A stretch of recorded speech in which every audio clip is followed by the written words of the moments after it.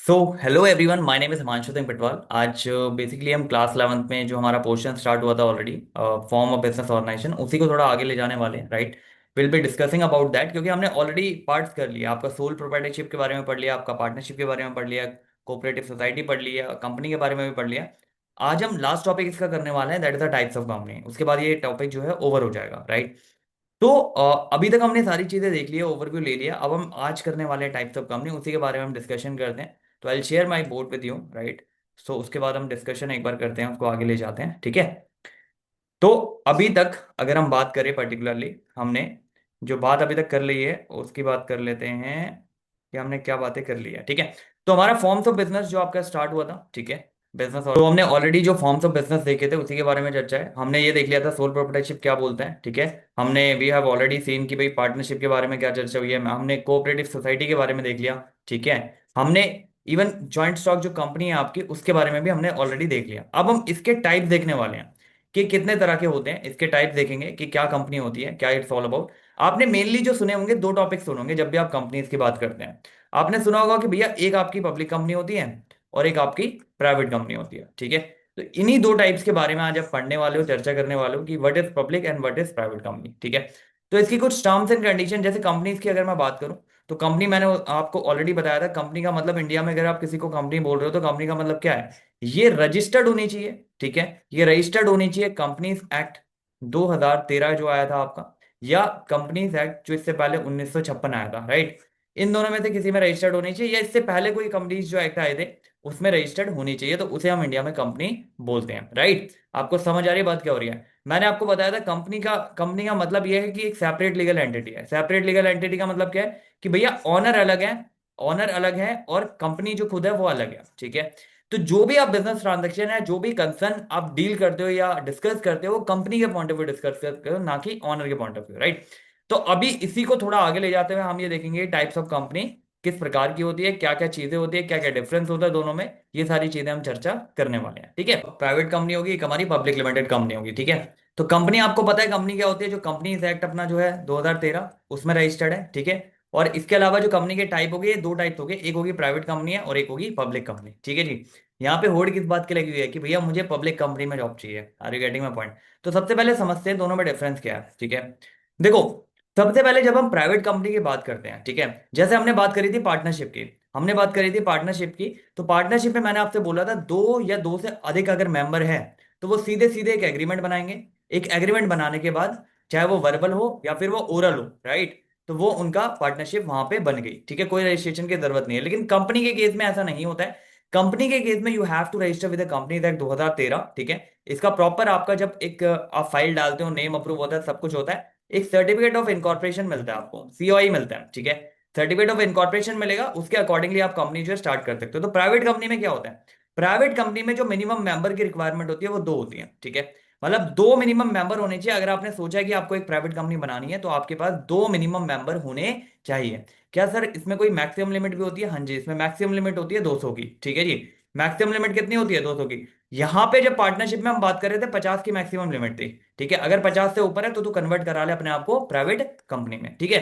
तो private company पे concentrate करते हैं। प्राइवेट कंपनी में जब मैंने बोला जब आपको प्राइवेट कंपनी बनानी है तो इसके लिए आपके मिनिमम दो मेंबर होने चाहिए, ठीक है। मिनिमम दो मेंबर है, मैक्सिमम 200 मेंबर हो सकते हैं। तो स्टार्ट करने की बात कर रहे हैं। अगर ये मिनिमम दो मेंबर है, ये करेंगे क्या, ये सबसे पहले नेम अप्रूवल के लिए डालते हैं प्रोसेस में, ठीक है। जब नेम अप्रूव हो जाता है, अकॉर्डिंगली इनके जो जितने भी डॉक्स रिक्वायर्ड होते हैं वो सारे डॉक्स सबमिट होने के बाद इनको फाइनली एक सर्टिफिकेट ऑफ इनकॉर्पोरेशन मिल जाता है, जिसे हम सीओआई बोलते हैं।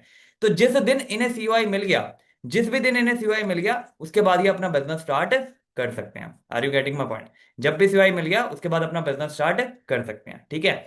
और कोई कंडीशन है क्या प्राइवेट कंपनी होने के लिए? बिल्कुल है। देखो, पहली चीज मैंने मिनिमम मेंबर बता दी कि minimum member, when I am saying member, right, member वो पर्सन है जो इस कंपनी को इनिशिएट कर रहे हैं, स्टार्ट कर रहे हैं, ठीक है।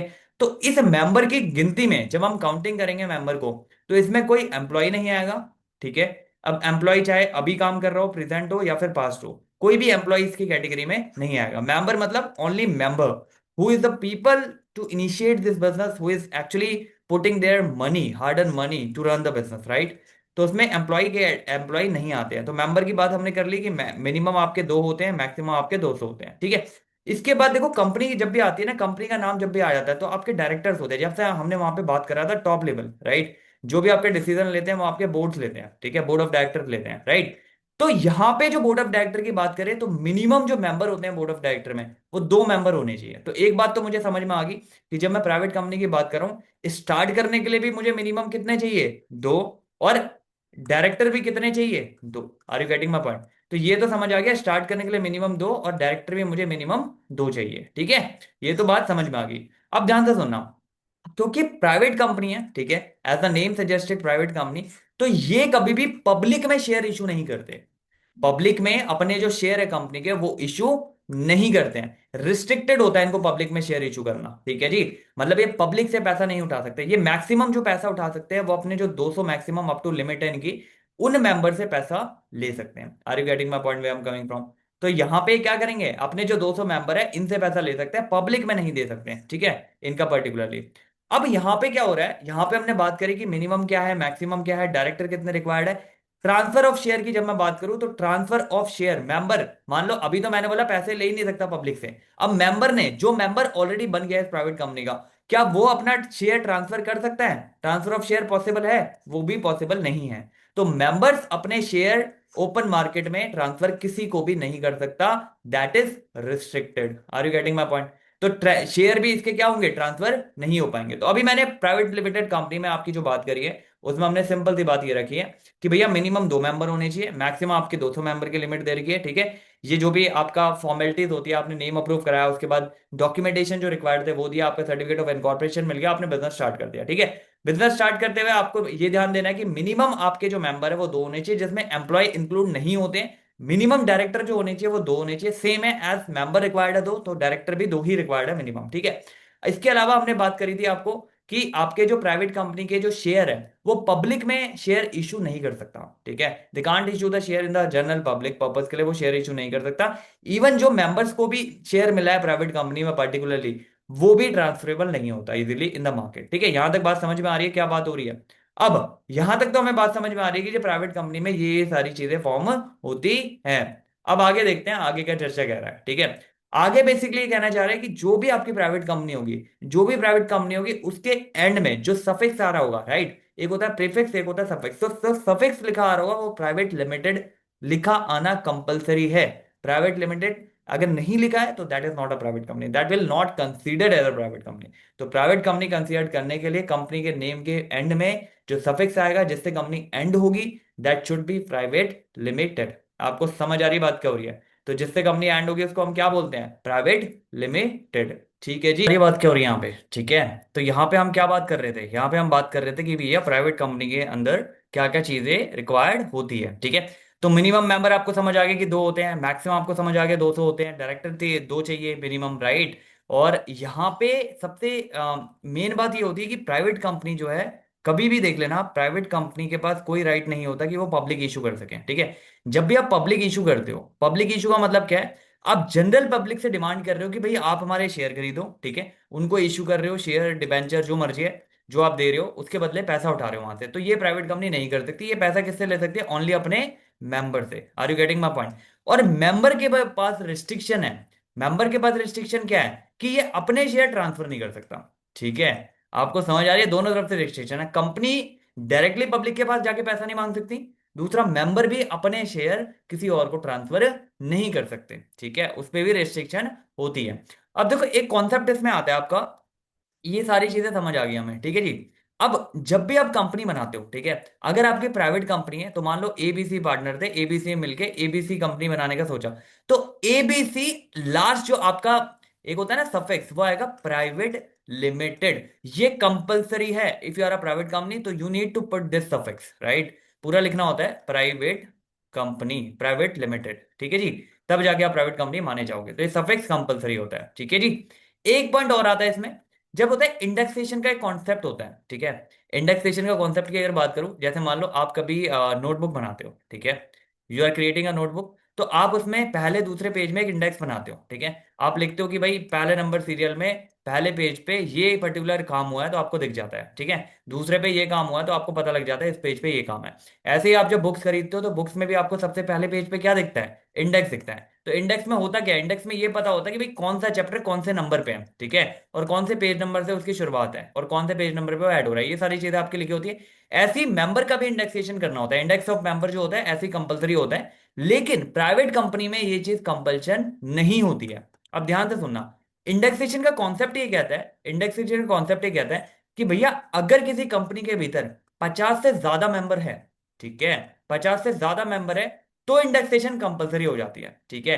अब प्राइवेट में मैंने आपको बोला है कि अप टू 200 मेंबर हो सकते हैं, ठीक है। तो 50 तक तो कोई दिक्कत नहीं है, आप इंडेक्सेशन मत करो, लेकिन 50 से ऊपर होते ही आप इंडेक्सेशन कर लो, वो ज्यादा बेनिफिशियल होता है। क्यों? क्योंकि 200 मेंबर में ढूंढना कि किस मेंबर के कितने शेयर है पर्टिकुलरली विदाउट इंडेक्सेशन वो पॉसिबल नहीं होता है। तो इंडेक्सेशन से आपको इजी होता है, हर एक मेंबर की क्लैरिटी मिल जाती है, नेम के साथ पूरा उसका डिटेल मिल जाता है, ब्यूरा कितना उतना है शेयर है, सारी चीज सारी डिटेल उसके बारे में यहीं पता लग जाती है इंडेक्स पेज पे ही। तो ये रिकमेंडेबल होता है कि अगर 50 से ज्यादा मेंबर है, इरिस्पेक्टिव ऑफ पब्लिक या प्राइवेट, तो आपको उसमें जो इंडेक्सेशन का कॉन्सेप्ट है कर लेना। अभी पब्लिक का हम पढ़ेंगे, मैं प्राइवेट के कॉन्सेप्ट में बता रहा हूँ आपको। इंडेक्सेशन 50 तक है तो इनके पास कोई रिस्ट्रिक्शन नहीं है, 50 से ऊपर भी है तो हालांकि इनकी कुछ हद तक मर्जी रहते हैं, लेकिन इंडेक्सेशन कंपलसरी होता है 50 से ऊपर। वो कहता है अगर 50 से ऊपर है तो कर लो, ज्यादा फायदे में रहोगे, ठीक है जी। तो ये एक बेसिक कॉन्सेप्ट देखा हमने कि इंडेक्सेशन होता क्या है, क्या सारी चीजें होती हैं, और उसके साथ प्राइवेट कंपनी के कॉन्सेप्ट के बारे में हमने सारी चीजें देखी। अब यहाँ आते हैं पब्लिक कंपनी के बारे में, ठीक है। जैसे कि नाम से पता लग रहा है भैया पब्लिक कंपनी है, पब्लिक मतलब लोगों की कंपनी है ये किसकी कंपनी है, लोगों की कंपनी। तो सबसे पहला पब्लिक कंपनी में क्या डिफरेंस होता है, इसमें जो मिनिमम नंबर चाहिए आपको मेंबर के, मिनिमम 7 मेंबर होने चाहिए भाई साहब, ठीक है। जैसे प्राइवेट में 2 थे तो इसमें मिनिमम 7 होनी चाहिए। पीछे बच्चा उठा कहता है सर मैक्सिमम तो बता दो। तो मैक्सिमम मेरे बच्चों इसमें कोई लिमिट नहीं है, ठीक है। इसमें कितने भी मेंबर हो सकते हैं, जैसे वहां पे 200 के लिमिट थे तो यहाँ कोई भी लिमिट नहीं है, कितने भी मेंबर हो सकते हैं। अब मैंने एक बात करी थी डायरेक्टर की, तो वहां पे जब प्राइवेट कंपनी की हम बात कर रहे थे वहां पे 2 डायरेक्टर थे, तो यहाँ पे मिनिमम 3 डायरेक्टर होने चाहिए, ठीक है। सर आपने मिनिमम मिनिमम तो दोनों के बता दिए डायरेक्टर, मैक्सिमम डायरेक्टर भी तो होंगे, कुछ कुछ लिमिट है क्या दोनों में? तो बच्चे दोनों में, चाहे पब्लिक कंपनी हो प्राइवेट कंपनी हो, दोनों में मैक्सिमम लिमिट होती है 15 डायरेक्टर की। Are you getting my point? तो मैक्सिमम लिमिट दोनों में सेम रहेगी, 15 डायरेक्टर होंगे, right, that is the maximum limit, whether it is in public company और it is in a private company. आपको समझ में आ रही है बात, डायरेक्टर का कॉन्सेप्ट समझ में आया? अब पब्लिक कंपनी का सबसे मेन कॉन्सेप्ट क्या होता है, पब्लिक मतलब लोगों की कंपनी। तो ऑब्वियसली ये पैसा कहां से उठाएगी, ये पैसा कहां से उठाएगी, ये पैसा उठाएगी लोगों से। तो लोगों से अगर मुझे कोई पैसा लेना होता है, फॉर एग्जाम्पल आप अभी कॉलेज के, अभी इसके बाद आप कॉलेज में एडमिशन लेने जाओगे, ठीक है, डिफरेंट डिफरेंट कॉलेज होते हैं। तो कॉलेज के बारे में पता कैसे चलता है आपको, कॉलेज के बारे में जब इंफॉर्मेशन आपको लेनी होती है तो कैसे होती है, कॉलेज एक अपना, हाँ इंटरनेट से आपको पता लग जाएगा, एआई से पता लग जाएगा, आप गूगल से कर लोगे, लेकिन कॉलेज भी अपना एक आपको बना के देता है कि हाँ भाई क्या चीज हमारी है, तो उसको बोलते हैं प्रोस्पेक्टस, राइट। तो प्रोस्पेक्टस से आपको ये पता लगता है भाई कॉलेज में कौन कौन से कोर्सेज अवेलेबल है, क्या क्या फीस स्ट्रक्चर है, क्या स्ट्रक्चर रहता है, क्या एकेडमिक ईयर होता है, इस तरीके की चीजें सारी बातें आपको प्रोस्पेक्टस से पता लगती है। तो पब्लिक कंपनी में जब भी पब्लिक इशू करती है, ठीक है, जब भी ये पब्लिक इशू करेगी तो ये एक प्रोस्पेक्टस बनाती है, ठीक है। प्रोस्पेक्टस में क्या लिखा होता है भाई, कितने का इशू है, कितने का एक शेयर है, पर्टिकुलर चीजें है, कौन कितने शेयर कर सकते हैं, मिनिमम लॉट कितना खरीदना है आपको, तो ये सारी बातें उसके प्रोस्पेक्टस में लिखी होती है। तो इसका प्रोस्पेक्टस इशू करना कंपलसरी होता है। Are you getting my point? तो एक कंपलसरी होता है कि ये प्रोस्पेक्टस इशू करे, उसमें सारी इंफॉर्मेशन दे कि हाँ भैया अगर किसी को शेयर लेने हैं तेरी कंपनी के, जब वो आईपीओ निकाल रहा है, इनिशियल पब्लिक ऑफर निकाल रहा है, तो लोगों को नॉलेज है, लोगों को पता है फाइनेंशियल कैसे काम कर रहे हैं कंपनी के लास्ट 3 ईयर के, जो भी डेटा उन्होंने अकॉर्डिंगली दे रखा है उसमें, ठीक है। और आपको पता चलता है कि एक शेयर कंपनी कितने का दे रही है, मिनिमम लॉट कितने हैं, कितने आप अप्लाई कर सकते हो, अकॉर्डिंगली सारी चीजें, ठीक है। अब यहां पे क्या होता है, जब कंपनी इशू करती है ना कोई भी शेयर, तो इशू करते हुए कंपनी ऐसे ही हवा में इशू नहीं कर देती। सबसे पहले मान लो कंपनी की डिमांड आई है 100, ठीक है। तो इसमें कुछ मिनिमम सब्सक्रिप्शन का कॉन्सेप्ट होता है कि भैया मिनिमम इतने सब्सक्राइब होने चाहिए, कोई एक्स अमाउंट होता है, तभी हम शेयर को इशू करेंगे, ठीक है। अगर मिनिमम सब्सक्रिप्शन मेट नहीं हो रहा है तो हम शेयर को इशू नहीं करेंगे, कंपल्शन होती है पब्लिक लिमिटेड में। हालांकि प्राइवेट लिमिटेड में जब वो प्राइवेटली करते हैं, जैसे मैंने बताया था वहां पे अप टू 200 मेंबर होते हैं, तो that is privately, that is not open for the all the member. तो वहां पे ना तो कोई प्रोस्पेक्टस इशू करने की जरूरत होती है प्राइवेट वाले में, और ना ही मिनिमम सब्सक्रिप्शन टेक केयर करने की जरूरत होती है। लेकिन पब्लिक में मिनिमम सब्सक्रिप्शन आपको लेना होता है कि भैया इतना मिनिमम तो आना चाहिए, तभी शेयर इशू हो सकते हैं, अदरवाइज शेयर इशू नहीं हो सकते। तो हमने 2 बातें देखी। पहली बात मेंबर देखी कि भैया 7 मेंबर होंगे मिनिमम, मैक्सिमम कोई लिमिट नहीं है। डायरेक्टर मिनिमम 3 होंगे, मैक्सिमम दोनों में चाहे पब्लिक हो प्राइवेट हो 15 से ज्यादा डायरेक्टर नहीं हो सकते हैं, राइट। इशू करते हैं जब भी शेयर, तो इशू इजीली कर सकती है पब्लिक कंपनी। जैसे उसे एक प्रोस्पेक्टस इशू करना होता है, उसकी डिटेल बतानी होती है कि भाई ये इशू की कंडीशन है, ये चीजें हम प्रोवाइड कर रहे हैं, राइट। तो इशू का इससे समझ आ गया। अब इशू करके जब इसके मेंबर्स को मिल गए हैं शेयर, राइट, तो ये मेंबर क्या आगे ट्रांसफर कर सकते हैं क्या मार्केट में? बिल्कुल कर सकते हैं। तो आपने देखा होगा आजकल काफी सारी एप्स हैं जिसमें आप स्टॉक मार्केट में, आपने सुना होगा बेसिकली, करा तो क्या ही होगा, स्टॉक एक्सचेंज में जब आप डील करते हो, राइट, स्टॉक में आप जब पैसा लगाते हो, तो आप इजीली किसी भी कंपनी के सेल शेयर कर सकते हो, सेल करके किसी भी कंपनी के बाय कर सकते हो। इजी प्रोसेस है ये बहुत, राइट, एक क्लिक पे ये सारी चीजें हो जाती है। Are you getting my point? तो लेकिन ये किस लिए होती है, ये किस कंपनी के साथ होगी? जो कंपनी पब्लिकली लिस्टेड है, ठीक है। प्राइवेट कंपनी के साथ ये नहीं होता है, उसके रिस्ट्रिक्शन होती है ट्रांसफर में। तो जो कंपनी पब्लिकली लिस्टेड है उसी के शेयर आप इजीली ट्रांसफर कर सकते हो। तो ट्रांसफर ऑफ शेयर में भी कोई इश्यू इसमें नहीं आता, ठीक है। एक कॉन्सेप्ट हमने देखा था प्राइवेट कंपनी के केस में, इंडेक्सेशन का। तो मैंने आपको इंडेक्सेशन की कहानी बताई थी कि इंडेक्सेशन में मैंने एक कॉन्सेप्ट बताया था कि वह 50 से ज्यादा होते हैं तो कंपलसरी होता है, लेकिन पब्लिक कंपनी में इंडेक्सेशन कंपलसरी होता है। Are you getting my point? Public company में से इंडेक्सेशन आपका कंपलसरी होता है, करना ही करना है आपको, ठीक है जी। कोई रिस्ट्रिक्शन नहीं है। हालांकि प्राइवेट में कंपलसरी नहीं होता, लेकिन पब्लिक कंपनी में मैंडेटरी होता है कि मेंबर्स का, क्योंकि पब्लिक कंपनी में मेंबर्स ज्यादा है, राइट। पब्लिक कंपनी में मैक्सिमम लिमिट में कोई लिमिट ही नहीं है, कितने भी शेयर होल्डर, कितने भी मेंबर हो सकते हैं जो कंपनी के भीतर पैसा लगा रहे हैं, राइट। तो उसमें इंडेक्सेशन मैंडेटरी होती है, क्योंकि उसमें ढूंढना कोई एक रॉकेट साइंस बन जाता है। क्योंकि अगर आपने के अब मान लो 10,000 आपके शेयर होल्डर्स है, राइट, सबको कहाँ कहाँ ढूंढते फिरोगे? लेकिन अगर इंडेक्सेशन में पता है भाई किसने कितना शेयर लिया, उसकी पूरी डिटेल पता है, तो आपके लिए इजी हो जाता है उसको ट्रैक करना, राइट।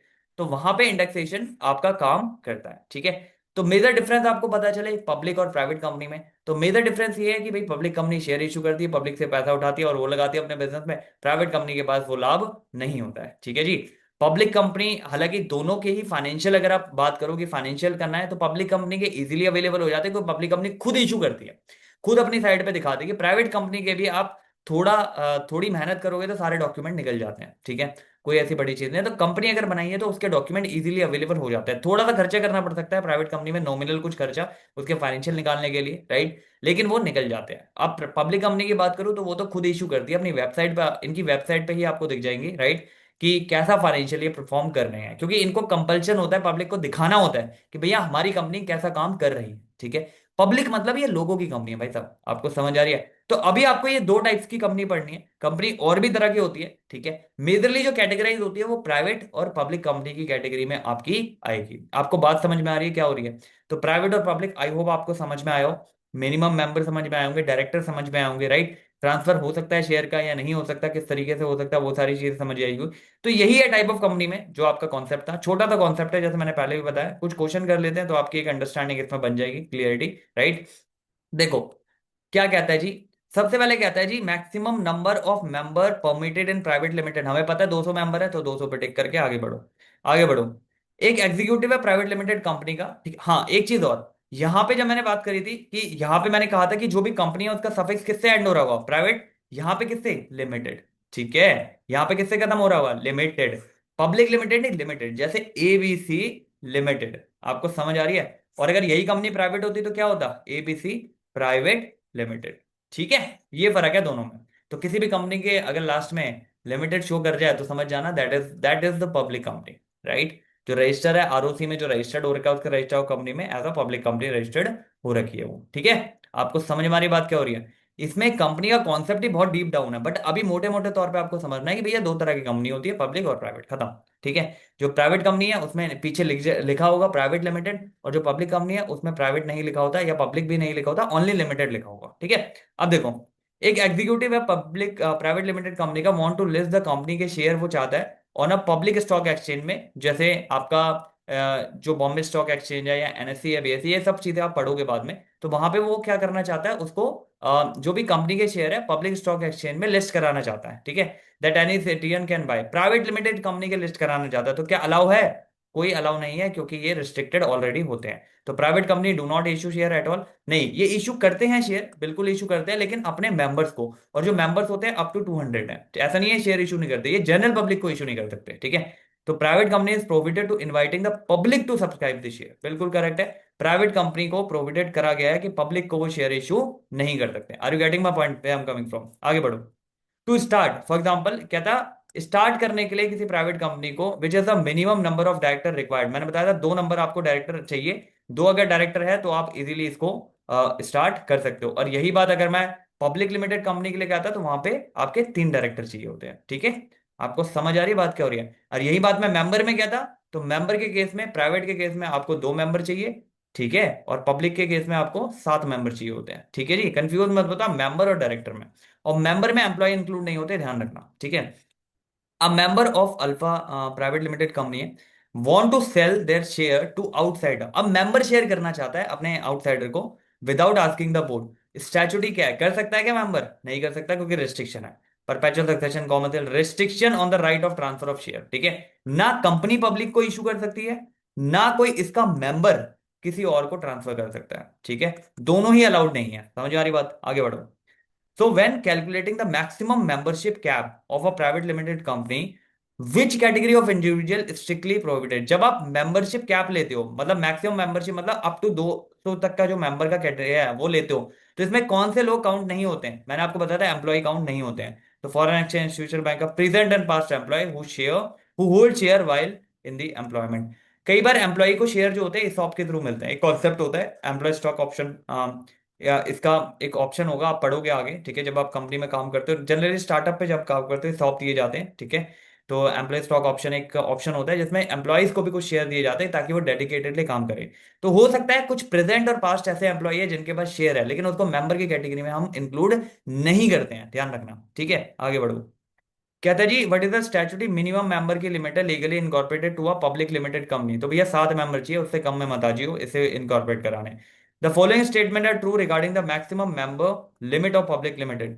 कैप लगा हुआ है क्या इसमें 200 का या 500 का? There is no maximum limit of the number of member. तो अनलिमिटेड मेंबर भाई साहब हो सकते हैं इसमें, ठीक है जी। आपको समझ में आ रही बात? इसलिए इसका इंडेक्सेशन भी कंपलसरी होता है, ठीक है। The company Zenith industry limited, limited आ रहा है तो क्या लग रहा है ये कौन सी कंपनी है? प्राइवेट लिमिटेड है क्या ये? अगर ओनली लिमिटेड आ रहा है तो that is a public company. Want to raise capital to construct a new factory, एक फैक्ट्री बनानी है उसके लिए रेज करना चाहते हैं capital. Which document issue to invite the public, जैसे मैंने कॉलेज का एग्जांपल दिया था, तो क्या बनाते हैं? Prospectus, right. उसमें बताएंगे भैया कितना इशू हम कर रहे हैं, कितना इशू शेयर कर रहे हैं, राइट। क्या मिनिमम सब्सक्रिप्शन है, मतलब डिटेल बताएंगे सारी, कितना अमाउंट है, कितना लॉट है, ये सारी चीजें आपसे गो थ्रू करोगे तो you will have an idea about the company, okay.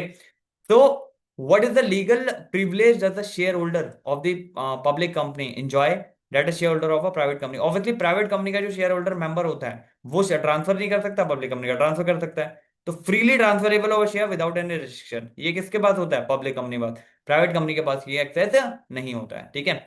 So, according to the corporate governance, no mandatory number, minimum number of director required to manage the public limited। तो 3 director minimum चाहिए manage करने के लिए, और maximum 15 है दोनों में, ठीक है। ये मैक्सिमम लिमिट जो 15 की है, पब्लिक हो चाहे प्राइवेट हो, दोनों में इतनी ही लिमिट रहती है, ठीक है। तो ये हमने कॉन्सेप्ट देखा है कि भाई पब्लिक और प्राइवेट कंपनी जो कंपनीज के टाइप है उसमें क्या होता है, इसको हटा देते हैं। तो ये आपका forms of business already over हो चुका है, राइट। हमने सारा देख लिया इसमें। अगर हम बात करें इसमें कंसीडर करने का, तो पहला हमने इसमें ऑलरेडी देख लिया कि भैया आपका एक बात नंबर 1 जब हम करते हैं तो इसमें हमने ये देखा कि सोल प्रोप्राइटरशिप कैसे वर्क करता है। दूसरा हमने पार्टनरशिप देखा, तीसरा हमने कोऑपरेटिव सोसाइटी देखी, चौथी हमने कंपनी देखी। तो फॉर्म्स ऑफ बिजनेस यहाँ पे ओवर होता है आपका, ठीक है। Congratulation for that. अब हम आगे बढ़ेंगे, ठीक है। मोस्ट प्रॉब्ली अब हम अकाउंट का पोर्शन स्टार्ट करेंगे 11th में, ठीक है। क्योंकि अभी मैं ऐसे लेके चल रहा हूँ एक अकाउंट एक बिजनेस, एक अकाउंट एक बिजनेस। तो अब हम अकाउंट उसमें जो कंटिन्यू करेंगे जहां पे भी हमने छोड़ी थी, right. Will continue that part, ठीक है। Till then just be cool and be happy, right. And obviously अगर कुछ आती है प्रॉब्लम तो आप पूछो, कमेंट करो, मेल करो, right. I am more than happy to help you on this. So will start the accounting part next in the account 11th में। हम अकाउंट पार्ट जो हमने छोड़ा था वो हम स्टार्ट करने वाले हैं, ठीक है। Thank you so much for watching and just be cool and be happy. Thank you, take care.